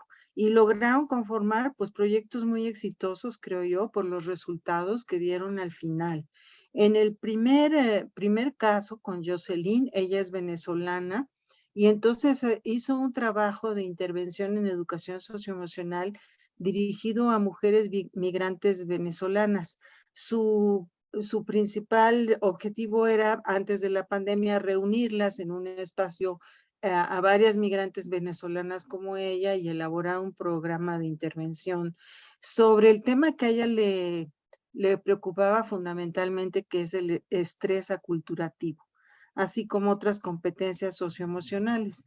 Finalmente esto por la pandemia no se pudo hacer, y a través del Facebook logró contactar a mujeres migrantes venezolanas. Finalmente se quedaron en el programa, aceptaron trabajar en el programa que ella diseñó, 17 personas de Chile, Estados Unidos, México, Perú y República Dominicana. Y entonces se hizo un diagnóstico, se basaron en las necesidades de las participantes, ella ya tenía esta idea del estrés aculturativo, y también se añadieron cuestiones de manejo del duelo, por ejemplo, y se promovieron las competencias de autoconocimiento y autorregulación para manejar y prevenir el estrés aculturativo. El programa se llevó a cabo totalmente en línea a través del Facebook, y pues los objetivos eran conocer las causas del estrés aculturativo y adquirir un mejor conocimiento de las emociones propias y de las demás, identificar fortalezas de carácter y valores que guiaban sus vidas, y gestionar emociones aflictivas a través de prácticas de atención plena. Este programa ella lo denominó de una manera muy creativa como equipaje emocional, y se utilizaron para recoger los datos y evaluar los resultados. Primero un cuestionario de contexto, que tiene que ver con perfiles demográficos de la población, y pues ahí se diseñó este cuestionario sobre la edad, el país de residencia, el tiempo que viene residiendo en ese país y otras cuestiones de contexto que lograron hacer un perfil de la población. También se utilizó como instrumento pre y post a la intervención la escala de estrés aculturativo, que es una escala que elaboraron Hernández y González, que realizaron un estudio de inmigrantes latinoamericanas en España y validaron este instrumento para evaluar las diferentes fuentes de estrés. Entonces se utilizó este cuestionario y también esta escala, este instrumento, y también el ya mencionado por el doctor Vizquerra, el TMS-24 de Salovey y Mayer, primero por la facilidad, que es un instrumento muy corto, porque el MESKIT es mucho más largo. Segundo, por el costo, porque también estos dos instrumentos están pues de libre acceso. Y bueno, se diseñó el programa de equipaje emocional con 8 sesiones en donde se utilizaron diferentes técnicas y estrategias didácticas para identificar emociones, regularlas, poder lograr un mejor autoconocimiento, tener una conciencia comunitaria más amplia, etcétera. Y este programa tuvo buenos resultados según la escala de estrés aculturativo. Las participantes crearon, digamos, una mayor conciencia de lo que significaba el estrés aculturativo, de lo cual ellas no tenían conciencia porque nunca habían oído hablar de ese término, y fueron capaces de identificar con mayor claridad las emociones aflictivas que experimentaron en torno a la migración y los pensamientos disfuncionales que detonaban esas emociones. Y fueron estas emociones identificadas principalmente fueron la nostalgia, la tristeza, la frustración y el enojo. Y según el cuestionario, la mayoría de las participantes extrañan a las personas que dejaron en Venezuela y han experimentado dolor al ver que sus familias se han tenido que separar. ¿Sí? Entonces estos factores como la ruptura familiar y la distancia del hogar detonan lo que llamamos un duelo migratorio. Y bueno, pues lo que lograron tomar conciencia estas mujeres a través del curso fue exactamente qué les estaba pasando, ¿no? Pudieron darle nombre a eso que les estaba pasando y eso se considera pues ya un paso más adelante, ¿no? Las personas se ve en el TMS-24 que se incrementó la inteligencia emocional percibida en un 41.96% con respecto al puntaje obtenido en el diagnóstico, y también en cuanto a la dimensión de la claridad de ese instrumento, se evidenció un aumento del 31% un aumento del 31% sobre el puntaje obtenido en el diagnóstico. Al inicio del programa, la mayoría de las participantes expresaron permitir que las emociones influyeran en sus pensamientos, pero después de ciertas sesiones de trabajo fueron capaces de poner nombre a esas emociones y de reconocer cuáles eran las detonantes internos, lo que llamamos los botones, los disparadores emocionales, que las llevaban a experimentar emociones aflictivas y cómo manejarlos mejor. Se practicaron muchas técnicas de mindfulness y bueno, en el artículo ustedes van a poder ver los resultados en las gráficas. Aquí les voy a presentar nada más una, que es la comparación de los resultados del diagnóstico y la evaluación final del TMS-24 en las 3 dimensiones del TMS de este instrumento, que son la dimensión de atención a las emociones, claridad emocional y capacidad de recuperación emocional. que es esta capacidad de transformar las emociones negativas o aflictivas en emociones menos aflictivas, en todo se ve un aumento de las participantes, ¿sí? Y bueno, este trabajo fue muy bello, sobre todo porque afrontó pues todas las condiciones de la pandemia. El otro trabajo está hecho con una población de alta vulnerabilidad, que son los estudiantes de telebachillerato en México.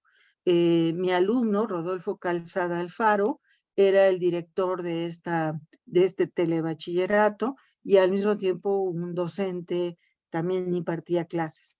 Y se metió a la especialidad justamente porque vio la necesidad de apoyar a los adolescentes que sufren pues muchos problemas emocionales y más cuando están en condiciones de violencia y de pobreza, que son lo que viven estos estudiantes. Él aprovechó, pues hay ya diseñado y disponible en México un programa de educación socioemocional que se llama Constrúyete, que fue auspiciado por el Programa de Naciones Unidas para el Desarrollo, el PNUD, y entonces aprovechó las cosas que se han hecho en ese programa, me refiero, ya están planeadas sesiones de trabajo emocional, estrategias y todo esto para armar un programa de educación socioemocional, una intervención también de 16 horas que tuvo como principal objetivo ayudar a los alumnos, que fueron también 17 estudiantes, cuya edad fluctuó entre los 14 y los 16 años, y a la toma de decisiones más responsable.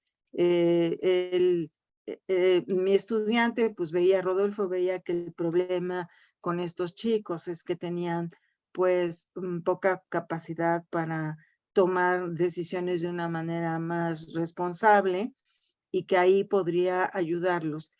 Y utilizó el cuestionario Melbourne sobre toma de decisiones y la versión castellana del modelo de conflicto de decisión de Yanis Iman. Ambos instrumentos están disponibles en la red de acceso libre y los resultados que se revelaron tras 16 horas de formación fueron que los niveles de procrastinación, de transferencia y de falta de autoconfianza para tomar decisiones de manera responsable disminuyeron, mientras que se aumentó el índice de la toma responsable de decisiones de manera más reflexiva. Y bueno, es obvio que los resultados no son concluyentes por el tamaño y las características de la muestra, pero también en este caso se apunta al beneficio de fomentar competencias emocionales en los jóvenes para la toma responsable de decisiones. Este trabajo, les digo, se realizó completamente a distancia también, porque pues no se pudo, no estábamos en confinamiento y sin embargo los jóvenes interesados en el programa, que fue una participación de manera voluntaria, continuaron durante todas las 16 sesiones, elaboraron los ejercicios y los instrumentos que se diseñaron, bueno, no se diseñaron, se tomaron y adaptaron del programa de Constrúyete, y pues se hicieron, él tituló las sesiones de una manera muy, digamos que habla bien del contenido de la sesión. La sesión 1, aprender del fracaso. La sesión 2, ¿qué valoro? La sesión 3, cuna es igual a destino. La sesión 4, no dejes para mañana lo que puedes hacer hoy. La sesión 5, uso del fracaso y la adversidad para lograr mis metas, etc. Y así vamos a ver hasta 16 sesiones, en donde vamos a ver que los alumnos, pues sí lograron un incremento de las capacidades de reflexión para tomar decisiones. Y aquí lo que yo reflexiono, tanto en el trabajo de Jocelyn como en el trabajo de Rodolfo, que son trabajos muy, muy bueno, sobre todo porque pusieron mucho cuidado y atención en todos los procesos y lograron buenos resultados, pues que las mediciones que presentamos son mediciones de corto plazo, o sea, lo que sucedió después del taller, lo que sucedió después de la intervención. El problema que yo veo y que queda como una posterior, digamos, pregunta de investigación, es qué tan a largo plazo hay efectos positivos en estos temas. Tenemos, pues, así como de corto plazo, la fortuna de decir, sí hubo, aunque fueran escalas de 5 ítems, como decía el doctor Vizquerra, de 4, sí hubo un incremento, pero buscar que estos efectos continúen a lo largo del tiempo, eso se me hace un reto para la investigación en educación emocional. Muchas gracias. Muchas gracias, Hilda. Y pues sí, dos casos muy interesantes en poblaciones vulnerables. Doctor Vizquerra, doctor Tena, ¿quién gusta empezar? Adelante, doctor Vizquerra. Vale, muy bien, gracias.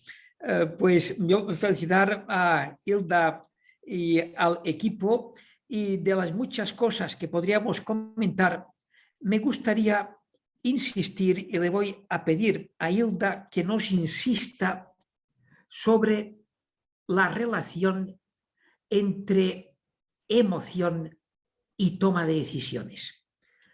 Porque para mí es un aspecto muy importante que en nuestro modelo de competencias emocionales tenemos incluido dentro del bloque de habilidades para la vida y el bienestar, donde una de las habilidades para la vida más importantes es probablemente poder tomar decisiones responsables.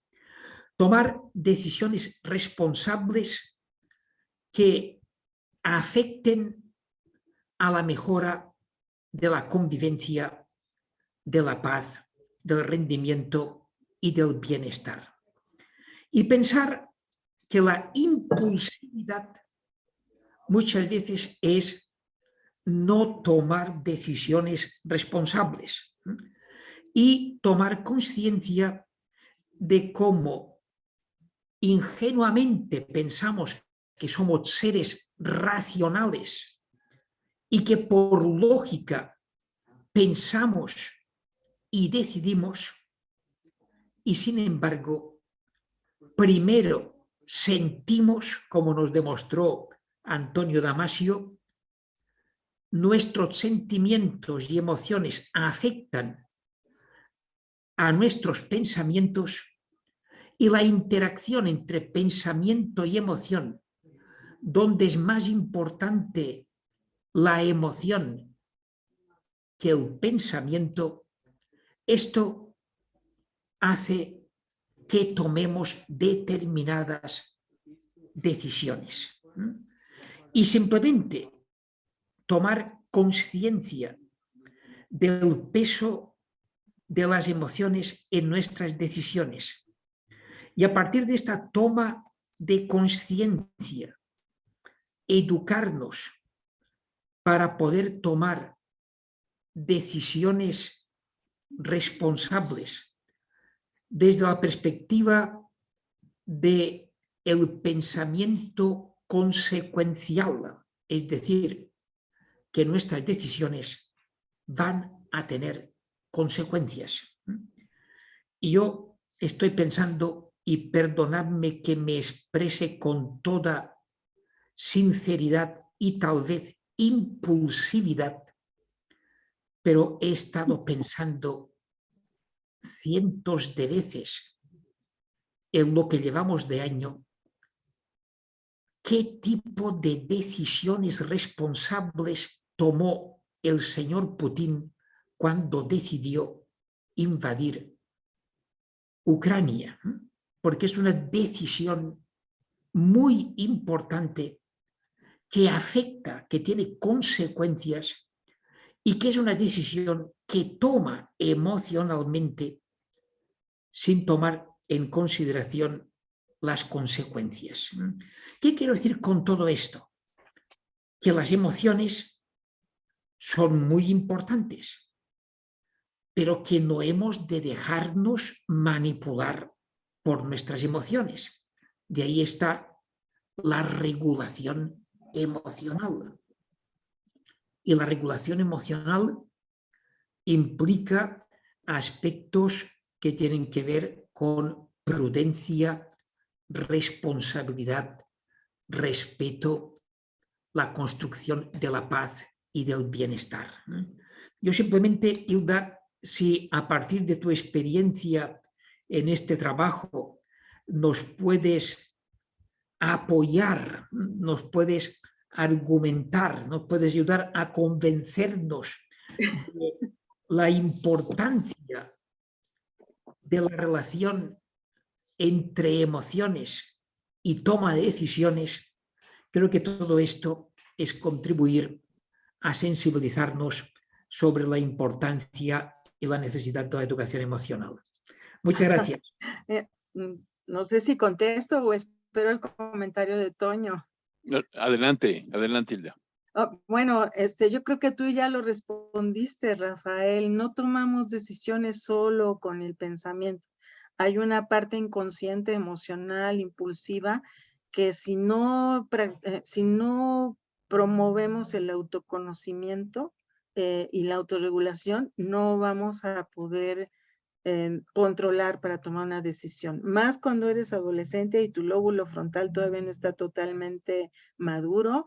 Estos jóvenes viven en espacios de muchas tentaciones por los pequeños cárteles de la droga o grandes que están ahí, la invitación a formar las pandillas de violencia y digamos la decisión de no seguir estudiando, por ejemplo. Entonces, claro que la toma de decisiones es una habilidad socioemocional, no es solamente una habilidad cognitiva, tiene una parte cognitiva porque todas las habilidades emocionales tienen una parte cognitiva, como partiendo del conocimiento de ti mismo, el autoconocimiento, y en la medida en que logres autoconocerte mejor, identificar, digamos, tus fortalezas, tus oportunidades, lo que quieres en la vida, cómo te planteas el futuro, pues eso te va a ayudar digamos, a manejar o cultivar una visión más clara para tomar decisiones. Por ejemplo, la toma de decisiones es una competencia muy compleja. Ahí se está involucrando el autoconocimiento, también se está involucrando la autorregulación emocional, también esta capacidad de resistir las recompensas inmediatas, o sea, el cultivo de la tolerancia a la frustración. Entonces, es un entramado muy complejo en donde el ingrediente emocional, pues, ¿cómo le diríamos? En las propuestas educativas, digamos, en México te hablo de formación cívica y ética, por ejemplo, esta componente cognitivo era lo más dominante, como en una racionalidad kantiana, de decir, bueno, veo lo bueno y lo sigo y tomo la decisión racional. Ninguna decisión importante en la vida se toma solamente con las cuestiones racionales. Se toma desde un trabajo introspectivo que mira también a los afectos. Y mirar a los afectos implica pues esta capacitación emocional para autoconocerte. San Ignacio de Loyola lo tenía bien claro hace 500 años cuando hablaba del discernimiento. Él no hablaba de un discernimiento nada más intelectual, sin de los pros y los contras de algo. Él hablaba de las mociones del espíritu, de lo que en nuestro lenguaje sería tu contacto con el corazón. ¿Qué sientes? ¿A dónde te lleva lo que sientes? ¿Y cómo puedes sentirte mejor? ¿O cómo imaginas que te puedas sentir mejor en un escenario o en otro? Entonces, está totalmente imbricado el trabajo emocional en la toma de decisiones, y esto es algo que la educación soslayó por mucho tiempo. Pensamos que nada más educarlos en la reflexión crítica, en el análisis, digamos, racional de las cosas, podría ayudar. Y creo que hay que involucrar desde el principio el conocimiento de tus propias emociones, el darle nombre a ellas, identificarlas, reflexionarlas. Yo no tengo todas las respuestas, pero por ahí va. Gracias. Déjame abonar un poco a esto, Hilda, ya que se está abriendo la discusión. Y por ahí va mi comentario en general de los dos artículos que presentaste. Y perdón por la deformación profesional, pero bueno, uno como psicólogo, lo que realmente le interesa es promover situaciones de cambio. ¿Y cómo promuevo situaciones de cambio en el otro, de manera interpersonal? Pues las puedo promover con un cambio de actitudes, que sería lo más fácil. Si bien me va, puedo cambiar pensamientos. Si bien me va y sigo avanzando, cambio pensamientos. Y si bien me va y la persona hace esa interacción entre emoción y pensamiento, puedo cambiar comportamientos. Pero es lo más difícil. Promover una situación de un cambio conductual es lo más difícil. Y entonces promover un cambio de prevención de estrés aculturativo o promover un cambio de hacerse más responsable con respecto a la toma de decisiones, híjole, pues no es nada fácil, ¿no? Porque eso implica pues, un cambio a nivel de pensamientos, que puede haber cualquier cantidad de pensamientos irracionales, ¿no? Y más en una persona que está en un proceso de formación, adolescente, que en el mejor de los casos pudiera tener un pensamiento formal y en muchos casos no, todavía. Y cómo, de alguna manera, pues a mí me parece que de verdad, a mí lo que más me gustó de los dos artículos es cómo lo operacionalizan en las 8 sesiones. De verdad, yo ese material ya lo tengo, ¿eh? Aquí en la clínica lo vamos a usar. Es decir, Sí.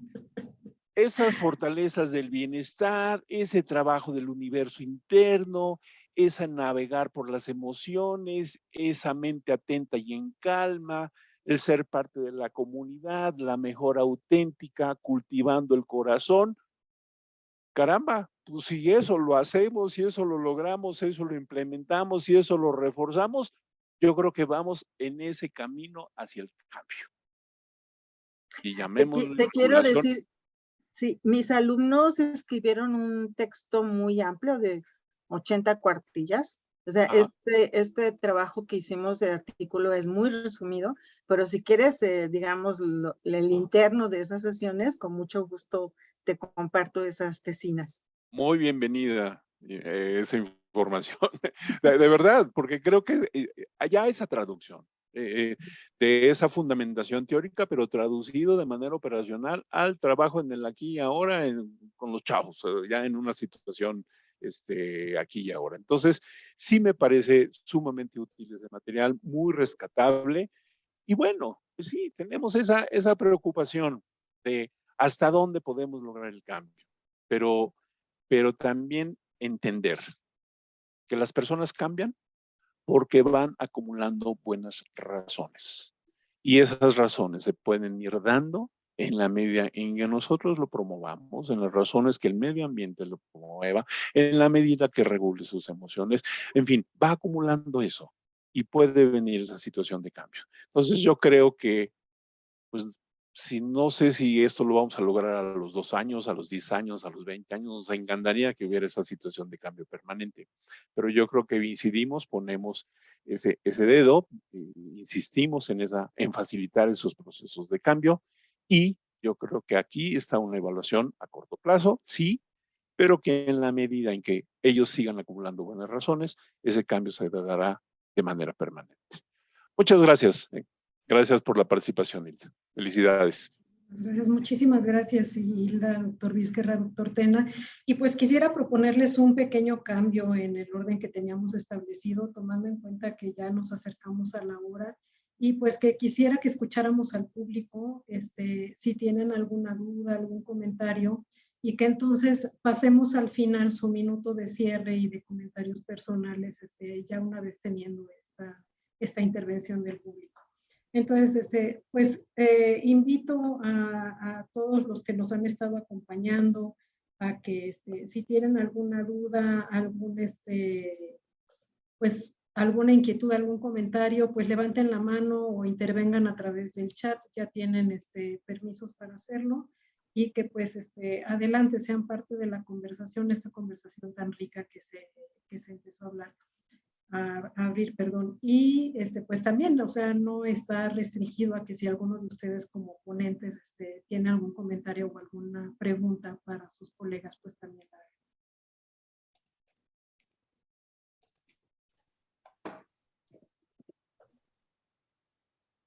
No sé si Mercedes o Adela, Hilda, tienen alguna pregunta aquí con sus propios colegas. Tenemos también nos acompaña en el público Jocelyn, Carla Teutli, que son coautoras de estos textos. Si se animan a participar con alguna pequeña intervención, también adelante.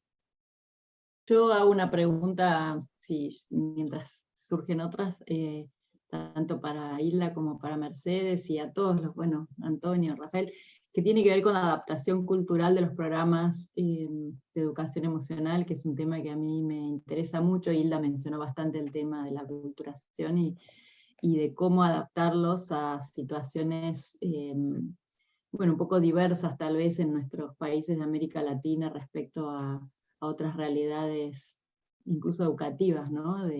No sé, por ejemplo, España. Y si eso era una inquietud que tenían y les interesaba y les motivaba.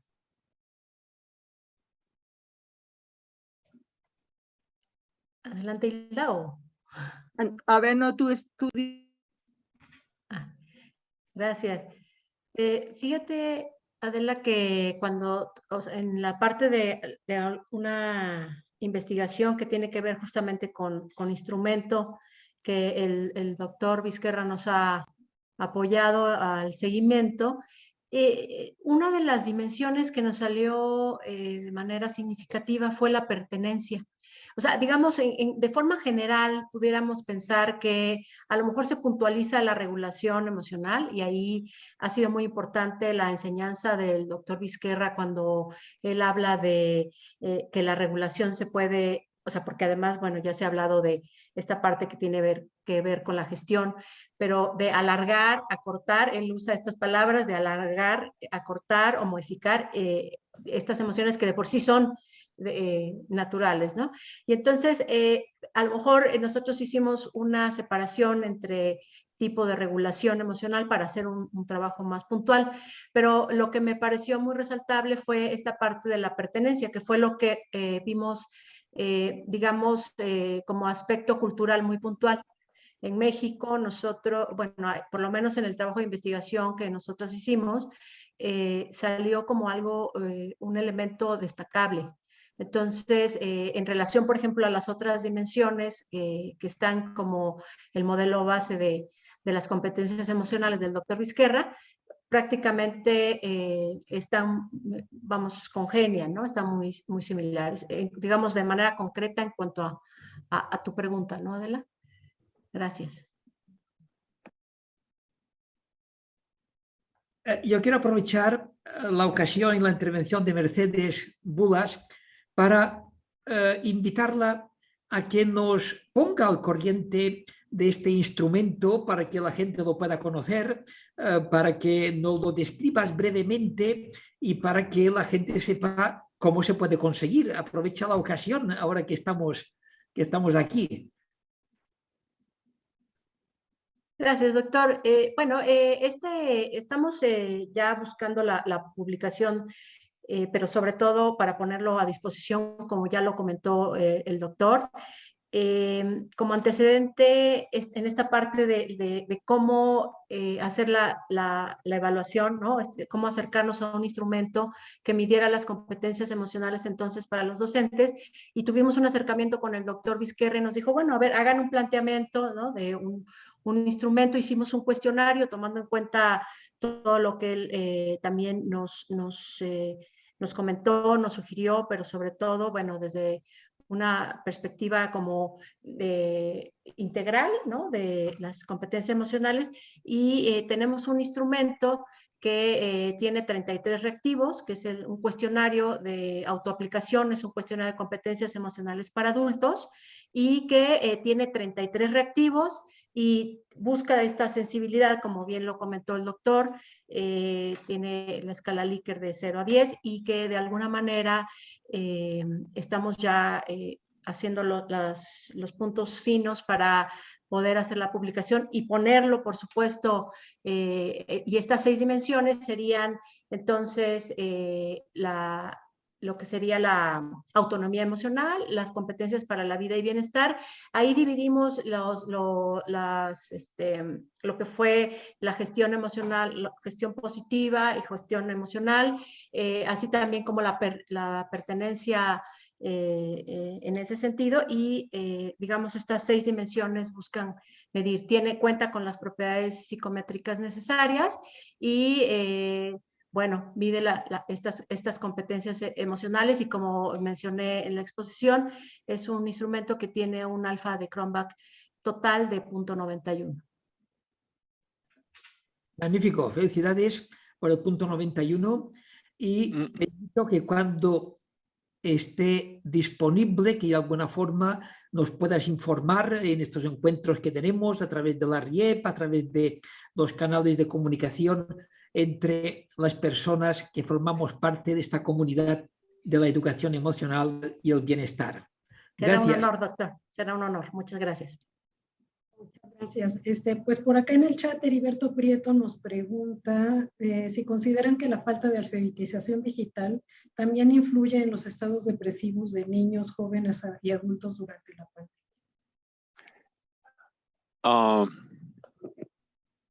La verdad es que no lo sé. Podríamos pensar que sí, podría resultar una situación lógica, sin embargo, no tengo ninguna evidencia empírica que me diga eso. No, creo que se están apenas retomando estos datos. Lo que sí sabemos es que estados depresivos se incrementó en México a través de una encuesta telefónica que se hizo. Teníamos alrededor de un 24-25% antes de la pandemia y subió hasta un 30%, y ansiedad entre un 28%, subió hasta un 32% en población general, tanto de depresión como ansiedad. Sí hubo un incremento con la cuestión de los estados de ánimo. Particularmente aquí en la Clínica de Bienestar Universitario, lo que yo les puedo decir es el 70% de las personas que vienen a nuestra clínica es depresión o ansiedad, 70%. Y recibimos alrededor de 480 personas al año de atención psicológica con más de 8 sesiones psicoterapéuticas. Entonces, la verdad es que sí, y podríamos pensar que en muchos de los casos se debió a esta cuestión de distanciamiento físico y emocional. Y muchas veces fue por condiciones de pobreza, por situaciones de no tener internet, por situaciones de falta de cercanía o de alfabetización digital. Sí, creo que es un factor. Sin embargo, la verdad es que no he encontrado nada que lo evalúe aún.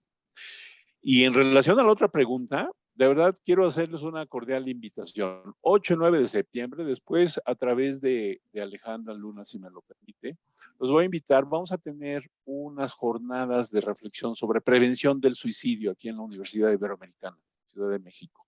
Es un tema que creo que aparece con la pregunta de Juana, perdón, de Rose, Naturaleza y Bienestar, que si se pueden... y de Heriberto Prieto, que se pueden compartir algunos. De hecho, hay un programa de brigadas muy interesante, un programa de brigadas universitarias que se están haciendo para prevención del suicidio, para ser más sensibles a nuestros estudiantes. Sabemos que mucho del suicidio se puede prevenir cuando existe la posibilidad de hablar en torno a esto, y que muchas veces puede ser, simplemente un compañero que esté atento a las necesidades y a los señalamientos del otro para decir, te voy a escuchar, y podemos capacitarlos para que puedan referir a los lugares adecuados. Nada más con eso. Con eso podemos evitar muchísimas de las ideaciones y de los intentos de suicidio.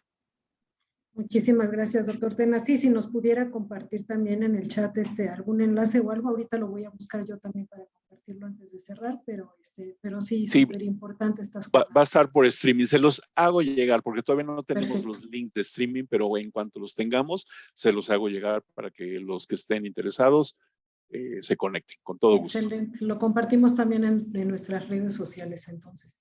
Y bueno, Claro que también sí, para dar gracias. un poco más de, abundar un poco en esa pregunta de Rock Naturaleza, pues también los contenidos de la Revista Internacional de Educación Emocional y Bienestar son abiertos, se podrían citar por cualquier medio siempre y cuando se marque así con todas el origen y la fuente y todo, ¿no? Pero es una revista científica. Sin embargo, la RIEB, la Red Internacional de Educación Emocional y Bienestar, también tiene otras publicaciones que no son netamente académicas arbitradas. Les puse aquí ya en el chat la dirección de la página web de la Red Internacional de Educación Emocional y Bienestar.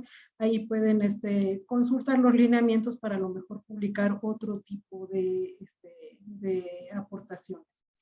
Y bueno, también nos pregunta por acá Juana Collantes, nos dice, los saludos a Juana Collantes de Perú.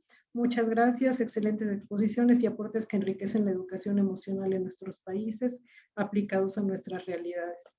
Pues sí, ciertamente era uno de los objetivos también de esta revista internacional de educación emocional y bienestar, recuperar aportes en lengua española también para el público de habla hispana. Y bueno, no sé si tienen alguna otra pregunta, no tenemos nada por acá por el chat. Si tuviéramos alguna intervención por Facebook, pues ya se lo haré llegar a nuestros ponentes y pues ojalá pudieran responder posteriormente. Y bueno, como estamos ya muy justos de tiempo, quisiera invitar al doctor Vizquerra, al doctor Tena y a nuestras autoras a que en un minutito nos hicieran una reflexión de cierre, por favor. Doctor Vizquerra, adelante. Bueno, yo solamente expresar mi satisfacción por un nuevo número de la Revista Internacional de Educación Emocional y Bienestar, invitar a las personas a publicar artículos de calidad e invitar a dar a conocer la revista y sus artículos y a citar los artículos que ya están publicados. Creo que si todos nos tomamos en serio esto, estamos contribuyendo significativamente a mejorar el país, porque el país crece cuando las personas crecen y la educación emocional tiene como objetivo el desarrollo integral de las personas. Muchísimas gracias. Muchísimas gracias, doctor Vizquerra. Doctor Tena. Tal como lo ponía en la editorial de este número, de este volumen, que pues animamos a los lectores de verdad a saborear cada uno de los artículos de este volumen de la revista, ya que cada uno de estos ofrece una visión de vanguardia, presenta una perspectiva optimista con énfasis en la educación emocional y en el cuidado del bienestar y de la salud mental. Se ha preparado esto, disfrútenlo, ¿sí? Vienen muchas ideas, muchas propuestas, muchas intervenciones realmente de calidad y creo que eso nos permite, pues, o coadyuva para que podamos favorecer el bienestar de todos y cada uno de nosotros. Enhorabuena, felicito a la revista, gracias por esta invitación y gracias por compartir este espacio académico con todos y cada uno de nosotros. Muy agradecido. Buen día. Muchísimas gracias, doctor Tena. Mercedes. Sí, muchas gracias. Reiterar nuestro agradecimiento no solo por este espacio y digamos esta oportunidad de espacio académico, sino nuevamente a la Revista Internacional de Educación Emocional y Bienestar, a la Universidad Iberoamericana, al doctor Vizquerra, a la Red Internacional de Educación Emocional y Bienestar, por el ejemplo. A mí me parece que cuando uno, como bien decía el doctor, toma en serio y cree en las cosas, empieza con uno mismo, como ya lo mencionaron aquí previamente. Es algo que yo creo y siempre buscaré estar sumando, dando nuestro granito de arena. Creo en la educación emocional y tiene todos los beneficios. Muchas gracias. Muchísimas gracias, Adela. Adelante, por favor. Bueno, gracias. Sí, también un poco en la misma línea, agradecer el espacio y lo interesante de la conversación y de los debates que se generaron, que todos son aprendizajes. En mi caso particular, que vengo más del terreno, no tanto de lo académico, me parece muy nutritivo compartir con colegas, modestamente, si pudiera ponerme a esa altura, como los que he escuchado ahí. Así que muchas gracias. Muchísimas gracias, Adela. Hilda, adelante, por favor. Bueno, pues qué bonito este espacio de diálogo. Cada vez que uno tiene estos encuentros se queda con 1000 ideas en la cabeza y dice, se pueden hacer muchas más cosas. Siempre es como un campo así como lleno de posibilidades. Me gusta mucho el mensaje del doctor Tena cuando dice que todos estos artículos brindan esperanza, y lo veo aquí con Mercedes y Adela, en un mundo que está urgido de esperanza. Hace muy pocos días en las noticias se publicaron los resultados de una investigación entre adolescentes y pues tristemente la mayoría de los adolescentes en ese estudio reflejan que están tristes de manera persistente. O sea, no es una tristeza esporádica que todos tenemos, sino ellos refieren, claro que es de autorrespuesta, pero ellos dicen sentirse tristes la mayor parte del tiempo. Y esto creo que corresponde al espíritu de nuestro tiempo después de la pandemia y pues la guerra y la falta de oportunidades. En un mundo así nos hace falta un mensaje de esperanza que se puede lograr en lo concreto, en lo cotidiano, en el día a día, como nos lo muestran Adela, Mercedes y mis alumnos que hicieron estos trabajos de intervención. Todo lo que se haga abona a que haya una vida más humana y mejor y a un mayor sentido de vida y de bienestar subjetivo. Entonces, bueno, el sentido de vida nos da ese bienestar subjetivo. Agradezco mucho este espacio y le deseo larga y productiva vida a la revista. Muchísimas gracias a todos. Pues sí, a nombre de la directora académica de la revista, la doctora Ximena Chao, que nos abraza desde la distancia, tuvo que retirarse antes de terminar, pero pues a nombre de ella les doy las gracias a todos y cada uno de ustedes, Hilda, Mercedes, Adela, doctor Tena, doctor Vizquerra. Ha sido un placer realmente tenerlos aquí y escuchar todos sus aportes. Invito a todo nuestro público a seguirnos en nuestras redes. Aquí les puse ya en el chat, en Twitter, en Facebook y en LinkedIn. Y también a consultar los contenidos de la revista de este número y de los números anteriores para que podamos pues consolidar el conocimiento de la educación emocional y del bienestar pues con bases científicas. Allí mismo también pueden encontrar el espacio para que se suscriban a la revista totalmente gratuita para que reciban todas las notificaciones, avisos de presentaciones, de convocatorias, y pues todo lo relacionado con nosotros. Muchísimas gracias de nuevo, que tengan muy linda tarde, muy linda noche por allá en Europa y pues excelente día. Gracias, buen día. Gracias. Buen día. Hasta luego.